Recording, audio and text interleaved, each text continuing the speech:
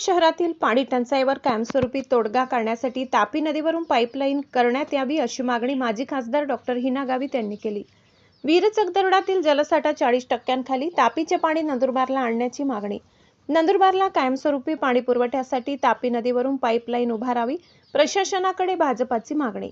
नंदुरबार जिल्ह्यात यंदा समाधानकारक पाऊस न झाल्याने शहराला पाणीपुरवठा करणाऱ्या वीरचक धरणातील पाणीसाठा दिवसेंदिवस कमी होत आहे। धरणातील जलसाठा 40% खाली आल्याने नंदुरबार शहरात लवकरच 4 दिवसाआड पाणीपुरवठा करण्याची वेळ येण्याची शक्यता निर्माण झाली आहे। या पार्श्वभूमीवर शहराच्या कायमस्वरूपी पाणी टंचाईवर तोडगा काढण्यासाठी तापी नदीतून पाईपलाईनद्वारे वीरचक धरणात पाणी आणण्याची मागणी भाजपाच्या माजी खासदार डॉक्टर हिना गावित यांनी केली आहे।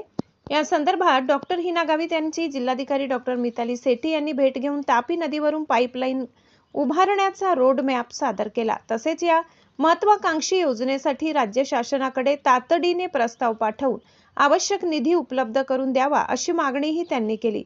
ही योजना मार्गी लागल्यास नंदुरबार शहराची पाणी टंचाईची समस्या कायमस्वरूपी दूर होण्यास मोठी मदत होईल असा विश्वासही त्यांनी व्यक्त केलाय। आदिवासी आवाज न्यूज नंदुरबार जिल्हा चॅनलला सबस्क्राईब करा।